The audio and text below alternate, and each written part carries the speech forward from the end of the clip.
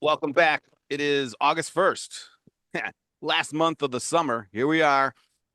I could have swore it was just Halloween, and now pretty soon it's going to be Halloween. Pretty soon. I'm here with Art. I'm here with John and special guest Lee this week. Going to talk about a bunch of stuff. Yeah, we always kick it off with what's new in the copier world. I heavily rely on you, Art, because unless it's huge, it doesn't get across my radar, except for that Xerox and Kyocera thing that was announced. Area. Yeah, whatever. Yeah, I was a little surprised at that, and I actually made a comment. I think What they're is it? What is it again? I well for production devices that they're going to allow Kyocera to resell their production devices. The inkjet oh, production devices. Oh, the okay, inkjet. John. Yes. Oh, So John, you're very into production, it. yeah, and then this is very high production cut sheet Right. inkjet printing, which Xerox had one? they did. The iGen was the end all be all, if you ask Xerox of production ink Right. devices, but they stopped making them. Right, that's what I thought. Okay, go on. So they were not in that space anymore. But I guess they're back now. So they'll buy Kyoceras and Oh, I'm I don't know if they'll sorry. rebrand All them or not. right. I got it reversed. I'm sorry. So Xerox is going to relabel Kiko's Kyocera's Yes. um their ceramic knives to help them. Uh, Exactly. Okay. There's a bunch of little knives in there that cut out all the little letters. Yes. so it's going to be their Task Alpha 15,000. Yes. What do you guys know about that? I mean, does it go up? What's it compete with? I Not don't know. much. Oh, geez. I mean, Um, Rico's always has been for a very long time in the high speed inkjet production, high production Yeah, but not space. at the indigo level, right? So sub. Different, yeah, different market. Uh, Not the graphical market, the transactional market. right, right. I Yeah. think it's going to compete more with the higher end Rezo devices. oh, spot color, crap like that. Red today, gone tomorrow. Yeah. Okay. Transactional, like John said. Well, it's very interesting. Very interesting. So that's my contribution to what's good new in the copier industry. What do you got there, Art? Well, I think that was the biggest news of the week Yeah. because there wasn't that much news. I mean, Caton released the new global website. So I don't know if you've seen that with the technician who looks like a beagle and goes out and Oh repairing yeah. why a beagle shouldn't be repairing copiers. That I was did actually a see pretty that. creative video. But wait a minute. So I saw it, but I didn't make the connection to Caton. Did Caton do it or did someone spoof it? No, That's Caton did it. Is it right, Lee? Yeah, they did that. Was it last week? I believe when they updated it. I thought someone was making fun of it. I didn't know it was real. I saw it and it was actually very creative. Yeah, it's much improved from the old website. Not very different, but definitely more navigable Hmm. and easier to get through. Well, they're now Caton, they're making moves. I'm hearing about them more in a good sense, right? Have you heard anything bad about them or it like anything? Nothing, I haven't heard anything bad. Huh. nothing Because at I remember all. when Kyocera first came out, there were color. Yeah, there were quality issues. I remember the skewing was a little bit off. I remember some of the service techs didn't like it because it was hard to get into, goofy stuff like that. But I haven't heard anything negative about Caton. Huh. They've been busy partnering with like print management and type solutions providers. Printanista just integrated with them. I believe MyQ. I believe they're an official MyQ distributor nowadays. I think So so. making headroom there. It's important if you're going to sell into businesses. You need to work well with those types of applications. Otherwise, it's going to make it very hard for them and the dealer themselves to manage and make sure their fleets are up and running. I do remember that. You're right. I mean, that's their ping got my attention on the MPS side, right? They were going after again, it went through my head and out, but yeah, MPS and their target is what kind of dealers? Like independent. multi-line. What, Kate? It's a tough space for them to break into. It's so crowded already. Yeah. So you know they're going to dealers who already have 4 or 5 lines already, and Yeah. you know, hey, Celeste too. Difficult task for them. Yeah, I would imagine their goals reflect that difficulty for entry into the market. So, a couple years, this, that, and the other thing. Yeah, small baby steps. That's cool. That's Yeah. good. Yeah, So Canon was in the news for yeah. lower profits than last year, but they did pull That's impossible. last quarter they pulled 83 billion yen in profit. If somebody wants to do the math on that. I was told there would be no math. And then Xerox reported, the Oh, headline was Xerox swings to loss. Lexmark acquisition boosts their outlook. But they posted a net loss of $106 million. I saw their stock is like below 5 now, 4 something. Yeah. And they said photocopier market Thursday posted a $106 million loss, or 87 cents a share, compared with profit of 18 million or 11 cents a share a year earlier. Hmm. So I would put them at a negative $80 million from Yeah, last year. yeah. I don't even know when the Lexmark thing's going to hit their books, if it already has. So maybe that might have been in there. I don't know. Well, it might have. I don't know. No, it would probably be a lot more than that, because weren't they a couple $1 billion? Lee, what was the purchase on that? Yeah, what was it? The purchase price was $1.5 billion. There you go. Yeah, I was actually just working through some of the Xerox financials before, and they were saying that a lot of the stuff will kind of make waves next year. I don't think they're expecting much of it to impact now. Wow. Cool. All right. What about And you? I Go would ahead. say, I would just say nothing else big from last week. Lee, did you see anything big from last week? Well, the last 2 months really is the real story is the price increases from tariffs. You know, ink and toner supplies are my bread and butter these days, and I don't think I've gone a week or two without an OEM increasing prices or a merchant passing those increases on to customers later on. Right. And the tariffs expired today, and there was no extension, no taco.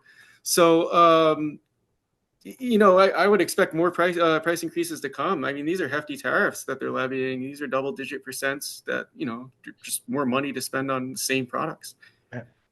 I love seeing the tariffs increases. I just love seeing them, especially when you look at the A4 devices and the Brothers, the HPs, the Lexmarks, all those cost per page are going through the roof for quite a few clients, and they don't even know about it yet.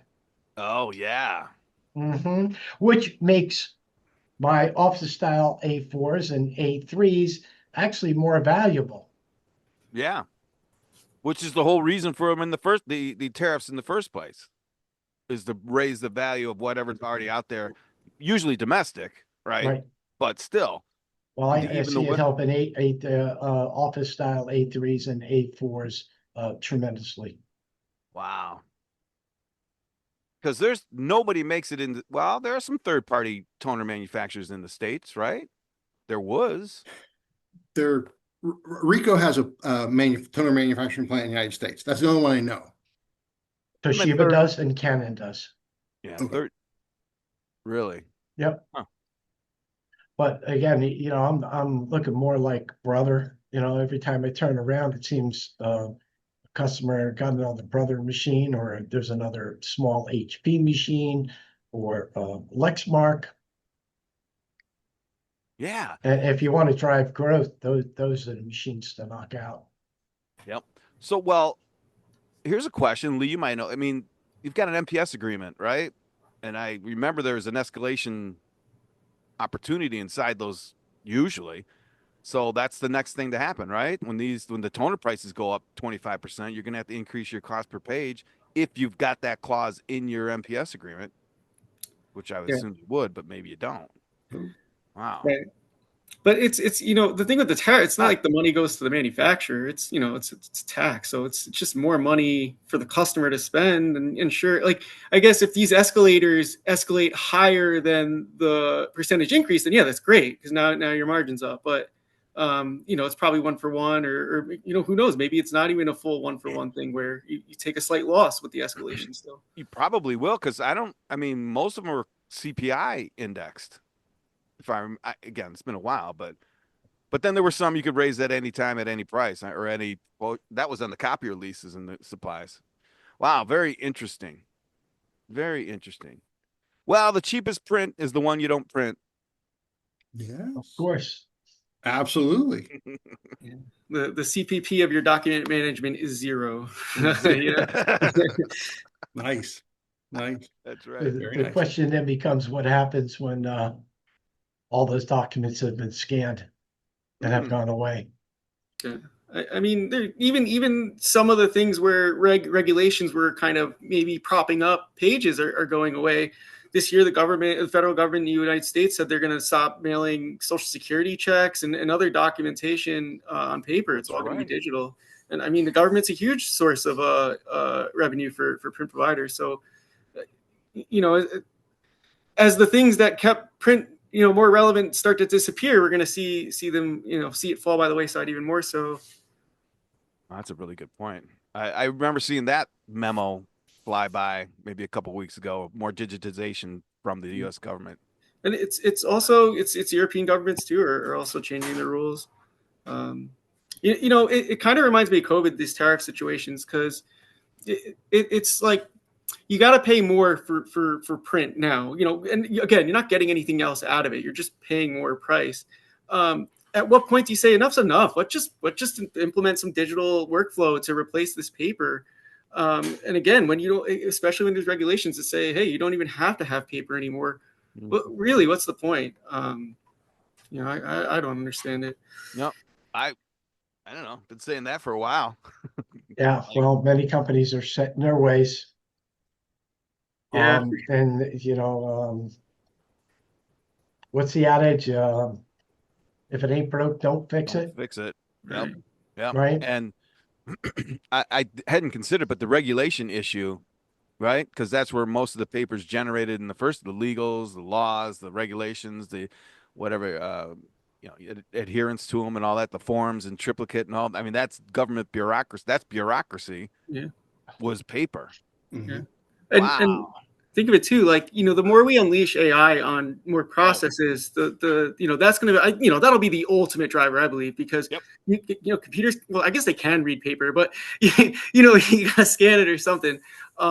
If you could cut that step out, I mean, you're cutting cost out there. You're getting the information where it needs to be and processed and worked with immediately, instead of waiting for some BPO to scan it for you, or one of your employees to scan it for you. So between the increased cost and inconvenience of print and just the way technology is being implemented in businesses, what are you even going to print for, Yeah. unless you have to?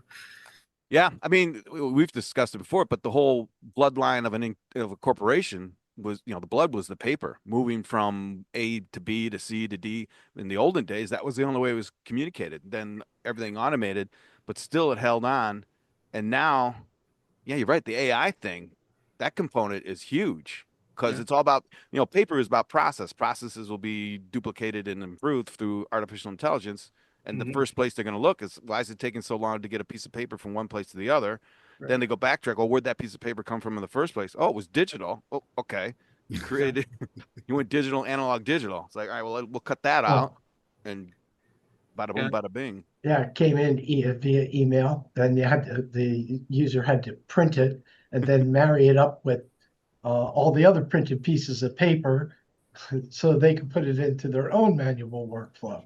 Oh, I used to love it. Yeah, you get the packet, you staple the invoice to the PO to the I check, still see it. to the, and then, well, we got to scan all that in. Okay, so you pull the staple, you put it in, and, then it flies to every place. I don't even know where it goes, and you got to go in and index and all that stuff. That's wow. George Costanza spent a whole work at week transferring the contents of this file into an accordion style folder. And you know what I mean? That is just gone these days. There's, George will not have a job. He's still not Penske material. Wow. Nice. That is Nice. so funny. I mean, yeah, I had a tickler if I was accordion. It was a date, right? That's how follow-ups got done. Well, let's see. I sent this out, put it 10 days out, and every morning go to the accordion, pull out your pay. Oh, yeah, I forgot to follow up on that. Yeah. Oh my gosh. Yeah. And just to double back before he said, paper is the lifeblood. I mean, and this has always been true. Information is the lifeblood of every Right. business. And paper was just the main, that was the blood cell, I guess, if you will. It'll carry what's needed. But like, again, so now information is still the lifeblood, but, we just have better ways of working with information. And again, like all these are forces that are just kind of making it tough for print to grow. And it's incredible too, because it's still such a massive industry. We're talking billions of dollars, and if half went away today, there would still be billions of dollars worth of print happening. So it's quite astonishing. Yeah, it makes you wonder. I mean, Yeah. where is all? I mean, it's there. It's true. The paper factories they're not as many as there were in the 90s, but the 4 that are left are still kicking out. Oh, China's kicking out 8.5 by 11 like crazy. Yeah. So someone somewhere. Yeah. It'll never be gone completely, but and a 6% decrease in the pages printed with that number isn't a lot. Well, and those decreases are even more pronounced, I guess, when you consider there's how many major print providers are there still? Like, how are there still 6, 7, major providers out there? 7. And it's that pie gets smaller every day, every year, and all they do is partner with each other to sell the others. I'm going to fill my gap with your strength, and we'll just buy them, merge. Yeah. It is a conundrum. It's interesting. It's interesting, right? But because I can't think of any other industry that's kind of like that, right? Automotive, manufacturing, steel, anything that should be dead. I mean, usually it's dead. It's dead. It's gone. Horses are gone. Yep. All that stuff. Print's immune from oligopolies, I guess. It's incredible. Well, I mean, if there were no demand, there wouldn't be anything. So somehow someone is still printing and keeping the multi-billion-dollar thing going. Interesting. Please continue to print, folks. Yeah. Trillions. Keep printing those trillions of pages. Yeah. Wow. The robots will see that we don't need print anymore. I believe in robots. Yeah. I don't know what that means, but yeah. So, I believe we're going to talk about robots today, right? Humanoids? Yeah. Well, let's see. What did you run across? Well, I tell you, I think I'm too deep in the forest because everywhere I look, there's something going on with it. I think we've talked about this in the past, but so the VCs are dumping money like crazy into AI and robotics, even if there's no plan by these robotics. And Art and I have had these conversations before. As we're reaching out to these robot OEMs and domestically, right? And they've got a goal of selling 50. They've got a goal of selling 25 or something like this. And when you really dig in, well, our number one customer is the research and development. Okay. All right, whatever that means. And then, but I would say, if I were to contact 10, 8 to 9 of them don't have an idea as how to bring their stuff to market. The ones who do know how to bring it to market are going either in a franchise or they're going traditional distribution. So they're aligning with, and where do you find a robot distribution? It's got to be anyone in like industrial equipment. Unfortunately, then you just fall as one SKU on a line of pumps and air things and all this stuff. And those reps aren't going to go out and push your robots when they can sell a big old welding machine or whatever. So, but to me, that's typical, but it's going to change fast. And I know, Art, maybe you can talk about this. We've got the stratification going. You've got the Teslas, the figures, those humanoids, robots, and then don't even get me going to the Chinese stuff. We'll talk about that in a minute. But you've got which is really whiz bang, cool looking stuff, right? And then what was it, K-Bot or Bear out in California? They've got the K-Bot, Unitray. these Unitree, they get some great press because it's a little robot dude walking around. Who doesn't want Yeah, to watch 4 foot, that? four and a Yeah, half feet. Yep. yeah. Guys with fingers, and then I saw another clip about that robot that's it doesn't have hydraulics. It's all water based motion. So the dang thing looks like a human. It looks like the Hmm. right out of Westworld, and it's freaky. But so all those guys get the cool attention, get the media attention, and when you dive deep, it's like, well, they're they're still doing all that stuff, but they're not getting a go to market strategy or anything. Not that I don't think it will happen, but they're way out there in the stratosphere. That's why we kind of concentrated on, your real world. Here's a walking tray that follows you around, right? Something simple.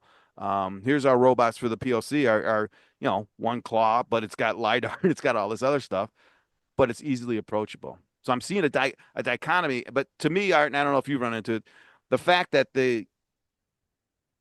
I can't think of anyone that I've talked to that really has a solid go-to-market plan, right? They're still trying to make their robots good.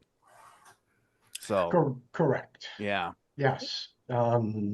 Model after model after model. Some of them have 3 or 4 models that are planned within the next year or so. I would say the only one that's seems to be um, there would Hmm. be Unitree. They have their educational models, Right, right? right. Right, that have the AI built into them. But they're more $60,000 to $80,000. Yeah, that's the interesting thing to think about is the use cases for them. It's if you're spending 80 grand, how what are you saving? Are you displacing a person who made 30 grand a year? You know what I mean? It's I, until the price comes down to the point where the things they are replacing are actually worth the money. I don't think the most practical use case for robotics is something that anyone's even thought of yet. Yeah, Uh, that's probably true. Well, it's got to get into the 20 grand range for a robot or a humanoid that's going to be have fingers, right, on each one. It can be have some dexterity, um, and you can I guess program the tasks that you need it to do. yeah. Yeah, yeah. The use case is kind of out there. Well, that's why I think if we concentrate on B2B use cases of devices that aren't bolted to the ground, that's probably a pretty good bet, Yeah, right? Now, having said that, you still got to build a use case around it.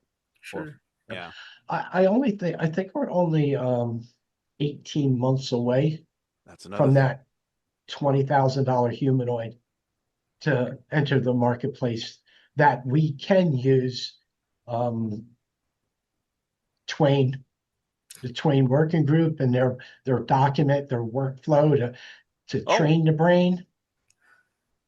Yeah, I don't yeah. think I don't think we're that far away. yeah. No, I don't think we are either. And I was one more point that I've learned about these Android. You might support it or not. I don't know what you found is that not many of them are really talking about I mean, they're talking about LLM integration, but again, when you pull the sheets aside, it's not really there, right? It's still their software, their things that, whatever that platform is to make the robot move and scan and all that. But putting in an LLM, I mean, I can think of a couple of them that say it, but we looked into, or I did, and yeah, it's LLM, but when you get right into it, it's not that easy. It's not as easy as lighting up Chat GPT Yeah. and running. Well, I You think know? I think the benefits there would be, let's say you are responsible for programming a robot, interacting with the large language model to get the proper code, Oh, I mean that'll be huge. But yeah, ultimately one day you'll say, "Hey, robot, do X, Y, and Z," and it'll do X, Y, and Z with very little input. right. But I mean, you can't even get ChatGPT to operate in the digital space properly all the time yet. So I mean, the improvements there will definitely lend themselves to the 3D world, for lack of a better term. Yeah, Um, yeah, yeah. Well, it's interesting. What we need that robot humanoid industry not to go the way of the copy machine industry, where Ooh. every copier manufacturer has their own operating systems for their Huh. copiers. Yeah. We need one standard operating system for robots and humanoids. So there needs to be, at some point in time, there needs to be some type of certification, Wow. Yeah, for right? sure. And that's doubly important, Art, because think of it this way: like, let's say you have two robots of unlike operating systems, they need to communicate with each other to work effectively. I'm imagining that, and, there's going to be use cases where two robots are working in tandem. Sure. And if they can't talk, if we have 5 different standards that we have to kind of marry up together, it's going to be complicated, and no one's really going to win, especially if all 5 operating systems more or less give you the same output, right? Like the buyer isn't going to really care, what subroutine ran to make sure that the arm went the right way. They just want to make sure the arm goes the right way. Right. So yeah, that's going to be like of utmost importance, I think. That's a Right. very interesting aspect. Yeah. So let's talk about the chat we had earlier this week about the dealership where they have a Tesla. Hmm. And they actually stated that, and I even I think I spoke to John about this a couple of days ago, where the Tesla, you can program the waypoints in for driving autonomously. And his first idea was when we have the right humanoid, is pop the humanoid in the freaking car, let the Tesla go to the locations, humanoid gets out and does whatever it has to do. Oh my God. Or the humanoid is a car too. Throw some wheels on the bottom and it'll Transform. highway. Well, that would solve the last mile For issue. sure. Yep. Wow, that's the human. Okay. Here we go. The humanoid would be a motorcycle because it could balance on 2 wheels. And it had to have a payload so it could carry its stuff, just like Terminator. Or, hey, make it a drone. Yeah. Why keep yourself bound to 2 dimensions when you can just go Oh, point A to point B? Just need the Z axis Right. for you.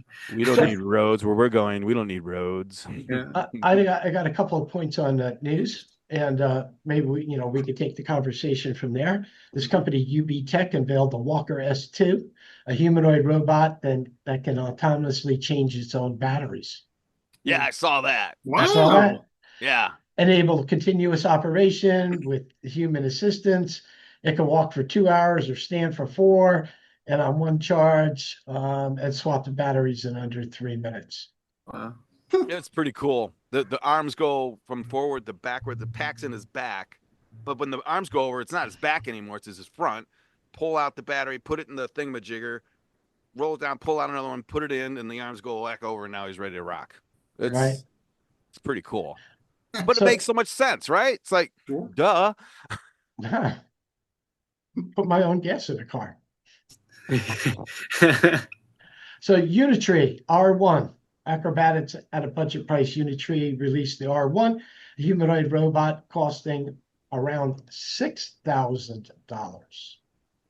Hmm. Capable of running cartwheels, handstands, punches, and sidekicks. All right. So what? Wow. Robot Fighting League. Real steel. Absolutely. So it says here, despite viral buzz, some skepticism arose about whether the stunts are real or digitally enhanced. Wait a minute. Interesting. Isn't Unitree Chinese or not? Yeah, they are. Oh, it's fake. Still, its affordability and agility mark a major shift towards accessible acrobatic robots. That's so it can get away from the police after it kills you late at night. What's the other one? South Korea's Robot R&D Alliance. Oh, K-Humanoid Alliance launched in 2015 to unify South Korea's efforts in humanoid robotics, aimed to develop domestic robots by 2028 that can lift 20 kilograms, weigh under 60 kilograms, and move at, 2.5 meters. meters/second. Well, Wow, per that's second. Wow, pretty fast. I mean, that, 2.5 meters. It's fast See, enough. something like that is actually very interesting. Thinking of like healthcare or like end of life care, just caring for elderly people. Population decline is a real problem, especially over there. And if you don't have enough, if we're not replacing folks fast enough, at least we can have these robots that will, take care of us in our older age when there are fewer people to do so. Yep. So that'll be That's a huge. big, huge vertical. Yeah. Seriously, I don't want to, but healthcare. Let's call it that, healthcare, right? Mhm. Because absolutely, and then taking care of the elderly at the homes and things like that. Because yeah, boy, at that stage in life, and again, I don't know, but you kind of assign, they all have pets, dogs, cats, ends up being their I'm making broad statements and terrible, but the robot becomes a companion, Mhm. I guess. Robots are companions to some people already, not me. Robots are more than companions. so it's interesting because remember we were talking about a broad certification that, about the robots. The next one here is from Skilled AIs. They call it the Skilled Brain, a shared AI model for robots. Hmm. Supported by Amazon and SoftBank, Skilled AI introduced Skilled Brain, Gotcha. a general purpose AI model that can power diverse robots, including humanoids, enabling tasks like climbing stairs, adapting to disturbances, and operating safely in complex environments. See, something like that's great for the longevity of a robot because let's say you buy something and 3 years later a new use case arises. In some cases you might have to buy the new hardware to support that. But if this is a matter of, hey, plug in this skill, you don't have to go out and spend that extra 20 grand, 80 grand, whatever the going rate of the hardware will be. Oh, So very important there. damn, there goes upgrades. Yeah. Well, no, don't, no, you're right. Upgrade the brain. But yeah, no, it's even better though because think of it like the margin on firmware updates. Now you're only paying a developer or two. There's no raw materials. There's nothing to hold. There's no dead money sitting around to make sure you have parts in a warehouse somewhere. This is just, hey, one day you were paying me X a month, and now you're going to pay X plus Y a month for this new skill you just added, and you'll get that money instantly, and that update will be instant. I think that would be huge.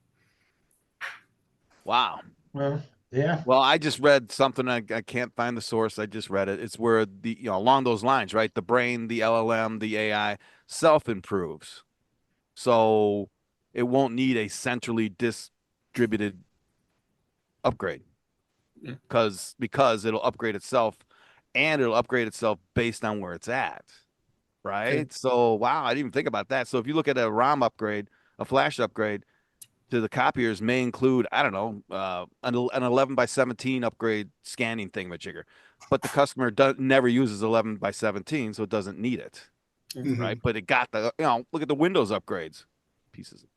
Don't get me going. Yeah. Geez, Um, what the hell can we do to win this robot and humanoid race? Because right now it seems like the US is lagging. I just have another report here that LG Electronics, um, did you say LG? Lucky Gold? LJ, Yeah. LG Electronics, and an asset company, is investing with a Chinese humanoid startup.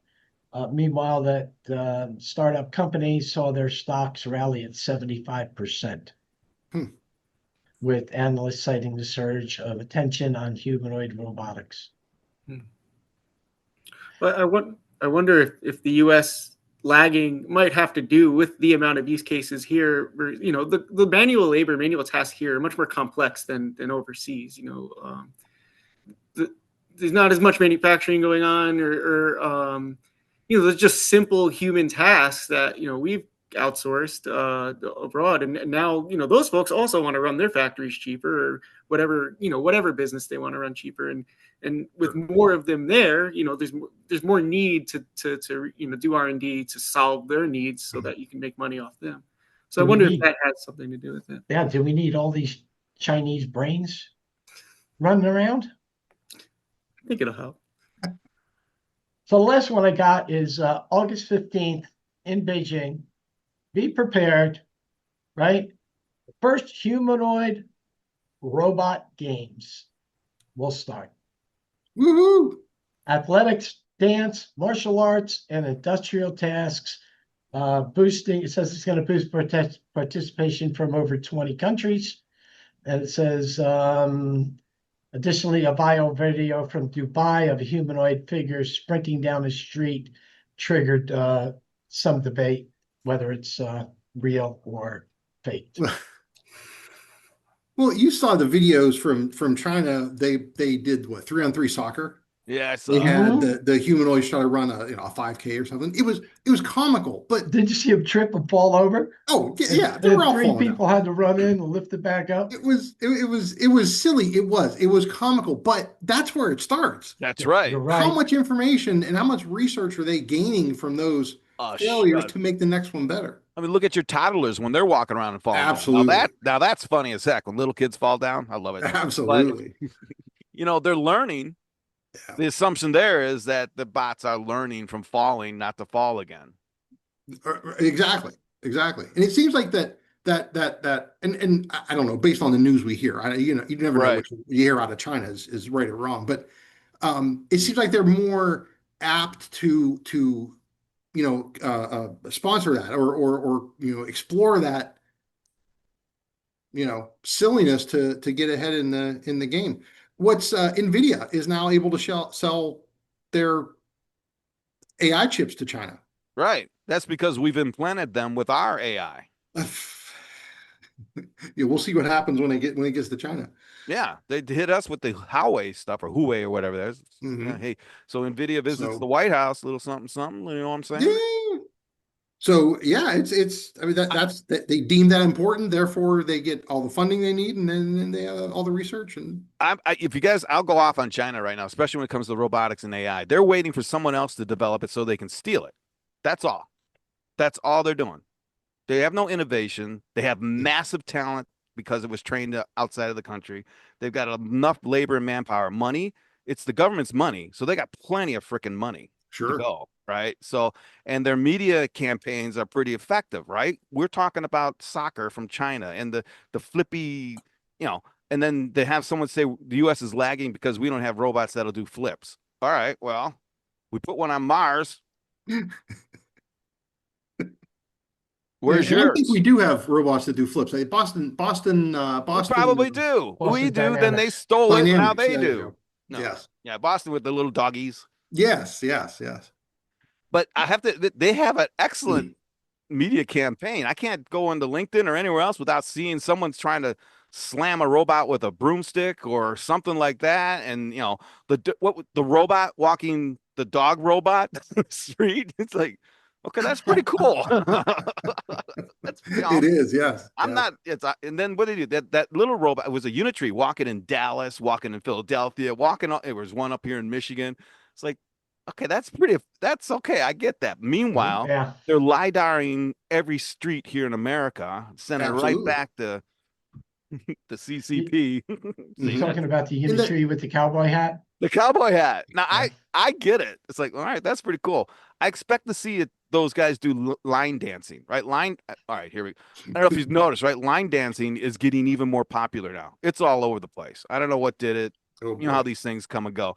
But I would imagine a robot could do line dancing really, really easy, right? Because to me, I don't do it, so I don't know. Maybe it's not. Maybe they can do square dancing, but I can't wait to see little cowboy hat boy robot Tin Man doing a line dance.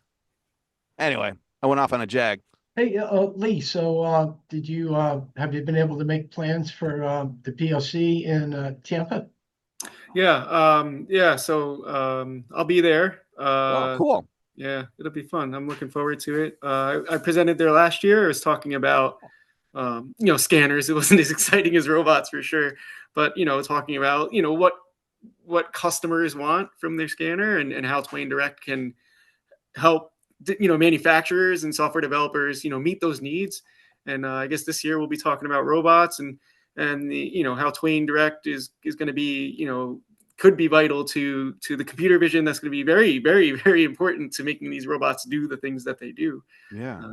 Yeah. Yeah, we're actually going to have four. We have, do we have four proof of concepts?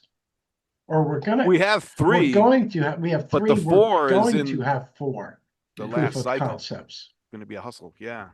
One is little Pete, which is Kevin Neal's little humanoid.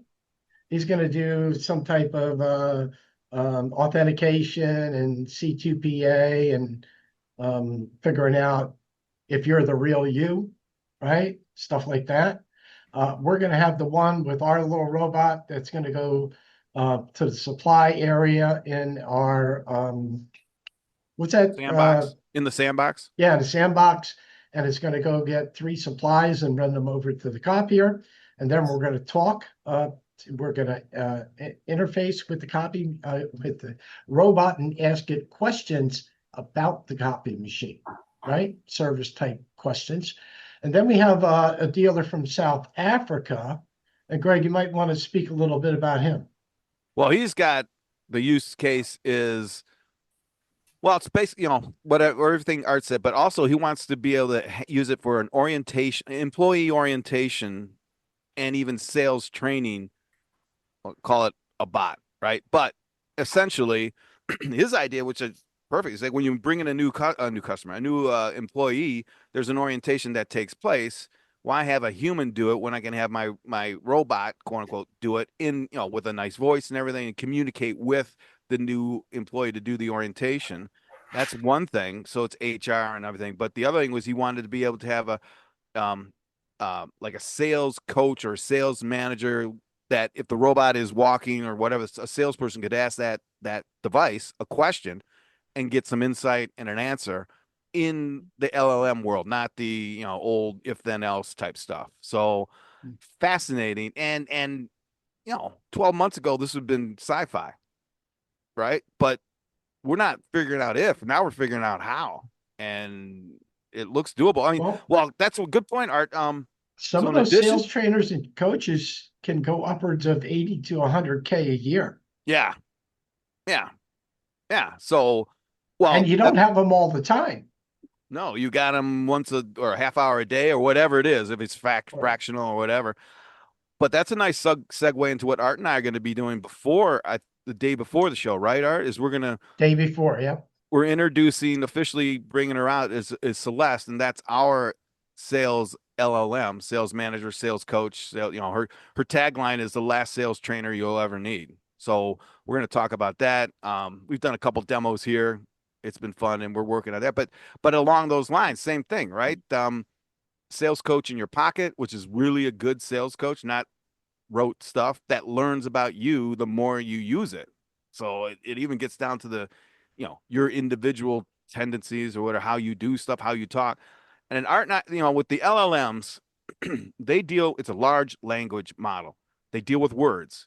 Salespeople, that's all we do is we deal with words, right? Our spreadsheet capabilities are, not that good. We don't care. Add and subtract and do columns. We're not doing regression or statistics or anything. Our programming capabilities, COBOL, PL1, Pascal, C++.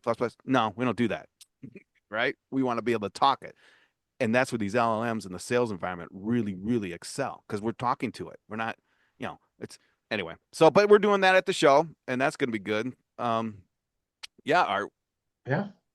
But you know what? I have a question for you, Lee, and I kind of backtrack. So, because you mentioned it, so Twain, those who don't know, established the standards when it came to scanning, and it was adopted by the flatbeds, and then the cameras, right? The Twain, whatever. So you can take that knowledge of how to put a standardization together, and I'm talking way out. I don't know anything about this, but I want to try and figure it out, and then apply that to robotics and LLMs. Is that it's broad statement, but is that within the realm of possibilities based on what Twain's done in the past?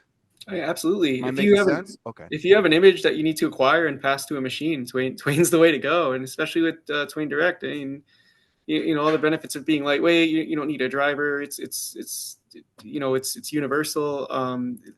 It's going to be huge again, especially. All these robots are going to be doing things visually. A lot of it's going to be about the if then is if you see this then do that, and you know, what better way to do it than with Twain Direct? You know, royalty free, again, lightweight, and universal. Right. Well, now that I got you, you spawned another question. Where's Twain figuring artificial intelligence into that side of the equation? Well, I mean, Right. computer vision is artificial intelligence, isn't it? So, I mean, um, you know, it's going to enable. Again, you need eyes. You got to see what you're doing, and again, that's going to be the best way to allow that robot to see. Hmm. Well, all right. Let me extend it. So now they haven't. I don't think they have art yet, but there are going to be robots that have the sense of touch. Right. They're going to be where they But can tell the sometimes, difference. of Yeah, course, rough versus soft and all that. They're going to have to develop that. So, can I make a metaphor or a line? The ability to interpret visual data is along the same lines as, say, touch, along the same lines as, say, uh, audio, right? Is there a way to equate those? Is because you're right, all six of the senses, once the robot handles that, they're now much more human than anything else. That's the big connector is how it connects to the 3D world. Yeah. Am I way off when I think, okay, we did the Twain for the vision. Can we do a Twain for the touch, a Twain for the smell, a Twain for the taste? Am I I missing? mean, it's just a matter of interpreting the sensor that's, you know, Right. determining, you know. So I don't, I'm not sure if Twain Direct is going to help you feel, but if you've got an image that needs to be acquired, that it'll definitely uh, uh, support that need. Well, to extend it more, I mean, the image is just a data set. So is the touch. The touch response is going to be another data set. Same with Yeah. the taste and anything. It's going to so anyway, all right. Probably went way beyond the scope of our discussion. Interesting. All what do right. you think, John? Yeah. Get in here, Well, John. I don't know. From all this Twain stuff, I know Twain from the way back where Twain is just a driver, and you have a consumer of images, which is an application, and you have a producer of images, which is a scanner. And Twain was just a layer of abstraction to allow any scanner to scan to any application. It was a transfer of data, right? Yeah. Yeah. Um, so I'm assuming with Twain Direct, the devices will have just an innate knowledge of sending images to things and things being able to accept images from other things. Yeah. And Greg, you're right. It's just a bunch of data, but what do you do with that data? Twain, I'm assuming, is meant to get images from one place to another, and then that application, once it has the image, does something with it. Right. With touch or sound or hearing or whatever, we are asking the AI to interpret that data, not necessarily to store it. I want an action from that data. So when somebody says, computer, give me a ream of paper, it's not just storing that command, it is acting upon it. So yeah, so and probably that's done locally. With Twain, I'm assuming uh, it will transfer that vision of, let me look at a document or a widget on a table, and then what do I need to do with it? Does my inventory system need to know that there's two widgets on the table, and I'm taking one now? Oh, So that's I'm getting data out. So that's as much as I know about Twain. So, but well, but it would be really nice if it could just turn on, and everything would discover everything. I mean, I think that's the idea behind Twain the Holy Grail. Direct, because Twain drivers are horrible, having to manage every machine within Rico world. Every device that came out had its own driver, and it would only recognize those models in its family that it was designed to recognize. So when the series of machines got replaced, you had to start all over. It was terrible, terrible. So yeah, so yeah, it needs help. Twain's been around for a very long time. I think it's 92. I could be wrong because That's when I started in yeah. this great copier business of ours. So What are you yeah, crazy? yeah, it's been in with all the SCSI interfaces and God, ISIS versus Twain, just endless I areas of of pain. So I think Twain hooked up or partnered with Aldus, right? PageMaker back in the old days. Yeah, yeah. Twain Aldus PageMaker was Adobe bought him, and it was a desktop publishing yep. system. But like one of the very first, they had to have a scanner, right? Because you got Ah. to scan in these images to work on desktop publishing. Mm-hmm, And mm-hmm. that's, oh wow, we're going way back. Sure. 90 Sure. something. Yeah. No, 88, 83, 84 in that range. Because I was selling it back then. And PageMaker worked on Apple, right? Yes. Absolutely. Yes. Yes.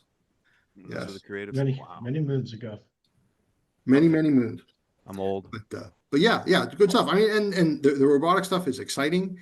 It is very cool. But I don't think robots, I mean, to integrate AI or to integrate LLMs or whatever with Yeah. robots, you can't just have a computer attached to some legs.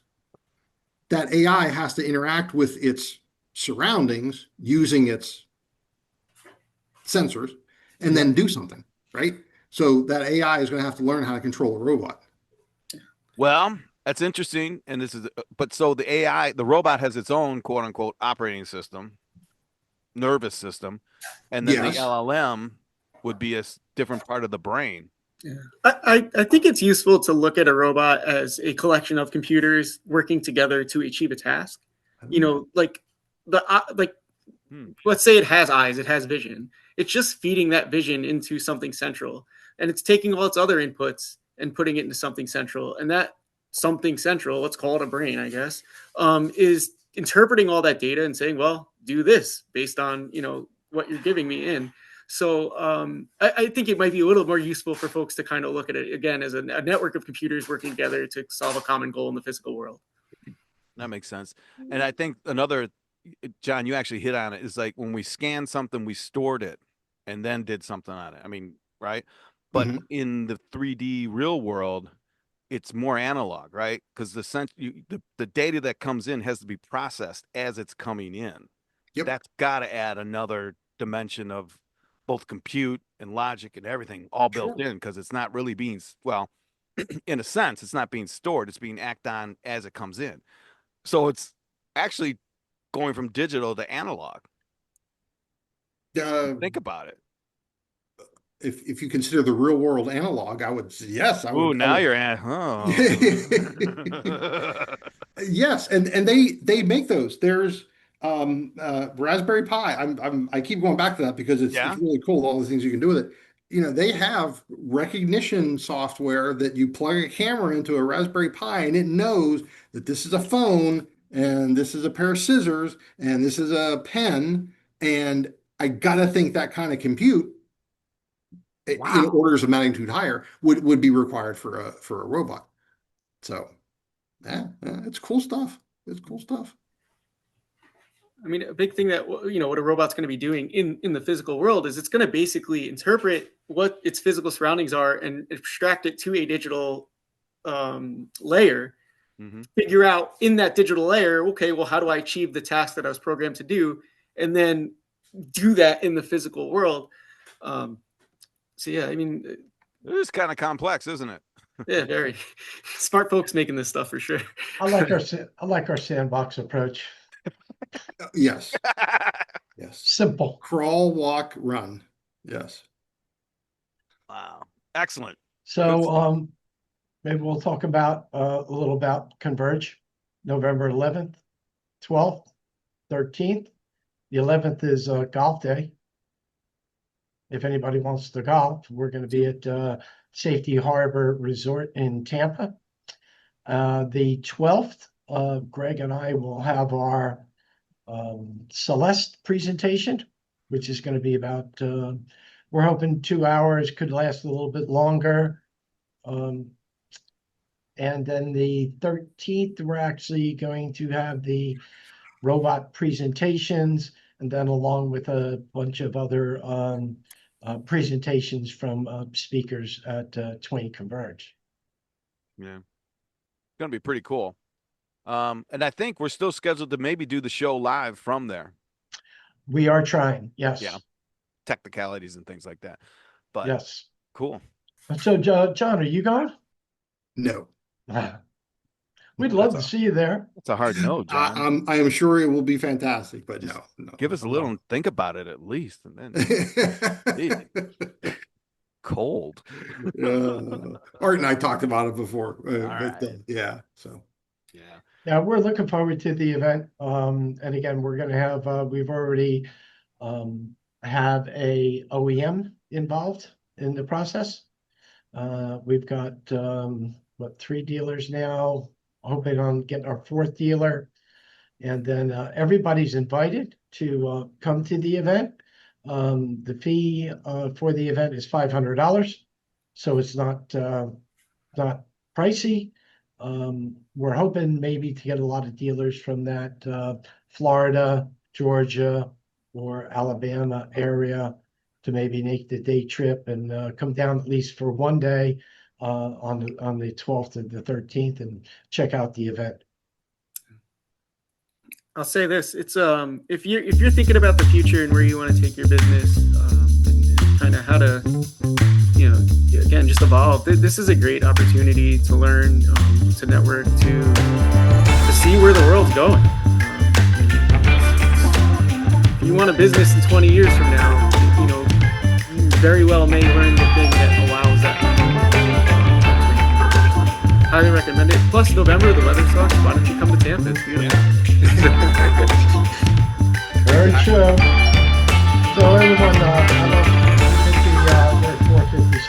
The shows at 5 p.m. But I kind of think we're out of content for today. We're good. Yeah, and then 3 minutes over. And 3 minutes over. I'd like to thank Lee Davis for coming on board. Brand. And Lee, welcome anytime. Right. John DiCarlo, our resident guru for all things that have to do with office technology solutions. Greg, who starts off the show and keeps the conversation going during the full hour. And I'm the closer.